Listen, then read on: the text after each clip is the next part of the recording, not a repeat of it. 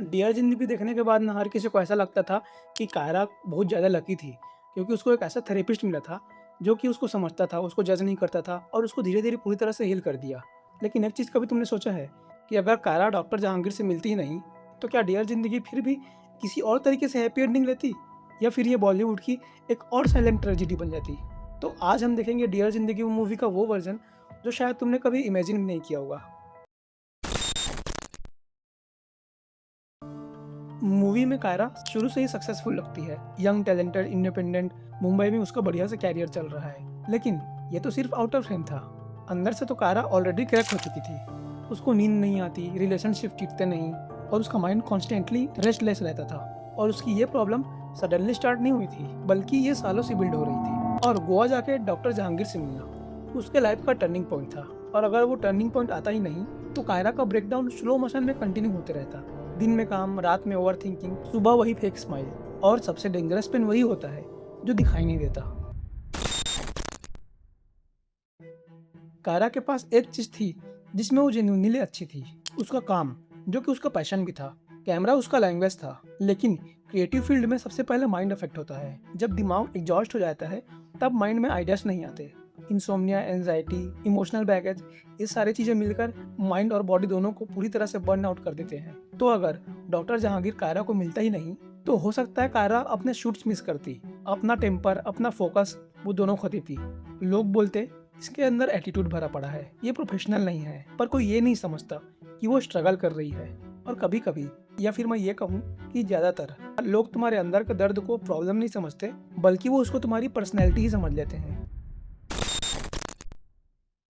कायरा के लाइफ में ना उसका एक पैटर्न था। जब भी कोई उसके पास आता, वो दूर भागती। और जब कोई उसके लिए अनअवेलेबल होता, तो वो उसके पीछे अट्रैक्ट हो जाती। क्योंकि जब एक इंसान अंदर से हर्ट होता है ना, तो वो हेल्दी लोग को पहचान ही नहीं पाता। और डॉक्टर जहांगीर ने उसे समझाया था कि प्रॉब्लम ना दुनिया के सारे मर्दों में नहीं है, बल्कि उसके अंदर जो अनसुलझे घाव है वो प्रॉब्लम है। तो अगर कायरा डॉक्टर जहांगीर से नहीं मिलती, तो कायरा एक रिलेशनशिप से निकलती, दूसरे में जाती, उसके बाद तीसरे में जाती और ये साइकिल कंटिन्यू चलते रहता। हर ब्रेकअप के बाद उसको लगता कि सारे मर्द सेम होते हैं, लेकिन असली से तो उसका वही रिपीट पैटर्न होता। और रियल लाइफ में भी बहुत लोग इसी लूप में फंसे रहते हैं। उनके पार्टनर्स तो बदलते हैं, पर उनका पेन सेम रहता है।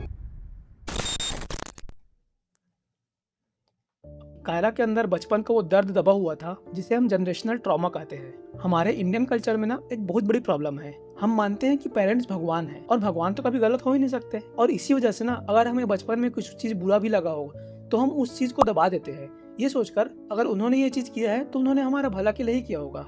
कायरा के केस में, जब कायरा के पेरेंट्स ने उसको उसके ग्रैंड पेरेंट्स के पास छोड़ा, तो उसको लगा कि उसको डिस्कार्ड कर दिया गया। क्योंकि एक 6 साल का छोटा सा बच्चा शायद ये नहीं समझ पाया कि उसके पेरेंट्स बिजी थे, मजबूर थे। उसने सिर्फ और सिर्फ रिजेक्शन महसूस किया। और अगर कायरा डॉक्टर जहांगीर से नहीं मिलती, तो वो डिनर टेबल वाला आउटबर्स्ट कभी होता ही नहीं। कायरा वही पुरानी पैसिव अग्रेसिव बेटी बनी रहती, जो पेरेंट्स की कॉल तो उठाती, पर उनसे कभी दिल की बात नहीं कर पाती। अंदर ही अंदर उसके दिल की कड़वाहट बढ़ती जाती। वो कभी भी अपने पेरेंट्स को माफ नहीं कर पाती। और सबसे बड़ी दुख की बात, वो खुद को भी माफ नहीं कर पाती। क्योंकि जब तक हम अपने ओरिजिन, मतलब कि अपने पेरेंट्स के साथ पीस नहीं बनाते हैं, तब तक हम खुद से भी पीस नहीं बना पाते। बिना डॉक्टर जहांगीर के कायरा की लाइफ एक ऐसी किताब होती जिसका सबसे इम्पोर्टेंट चैप्टर ही फटा हुआ होता। ना कोई सच सामने आता, ना कोई क्लोजर मिलता। बस एक फेक पीस चलती रहती, जो किसी भी दिन फट सकती थी। मूवी में एक सीन है जहाँ कायरा साइकिल से गिर जाती है, पर डॉक्टर जहांगीर उसको उठाना छोड़कर आगे बढ़ जाता है। उस सीन में डॉक्टर जहांगीर ने कायरा को काफी सटल वे में ये बताया कि जब भी वो किसी प्रॉब्लम में फंसेगी, तो उसे बचाने के लिए हर बार कोई नहीं आएगा। तो अगर डॉक्टर जहांगीर कायरा से नहीं मिलता, तो कायरा हर नए इंसान में अपने लिए रेस्क्यूअर को खोजती। कोई पार्टनर, कोई फ्रेंड, कोई बॉस, तो कोई फ्यूचर हस्बैंड। वो ये सोचती कि कोई आएगा और सब कुछ ठीक कर देगा। और कुछ लोग ऐसे भी होते हैं जो अपनी पूरी जिंदगी इसी इंतजार में निकाल देते हैं। अब नॉर्मली किसी भी बॉलीवुड मूवी में जिसकी एंडिंग एक ट्रेजेडी से होती है, वहाँ हमें डेथ और डिवोर्स देखने को मिलता है ज़्यादातर केसों में।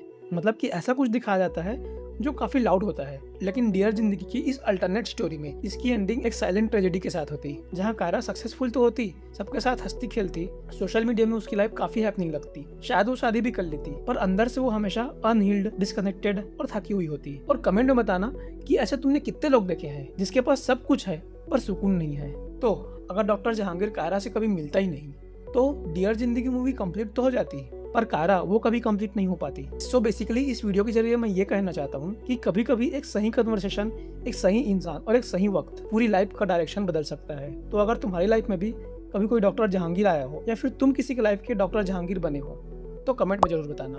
और अगर ये वीडियो अच्छी लगी हो या फिर बुरी भी लगी हो तो अपने फीडबैक भी कमेंट में देना, ताकि आगे की वीडियोस में मैं और भी इंप्रूव कर सकूं। और इस वीडियो को लाइक भी कर देना और डिसलाइक भी कर सकते हो। खैर मैंने इस वीडियो में सिर्फ 30 लाइक और 15 कमेंट के टारगेट रखे हैं, और सब्सक्राइब तो तुमको करना ही पड़ेगा, है ना। तो अपन मिलते हैं अगले वीडियो में, तब तक के लिए गुड बाय।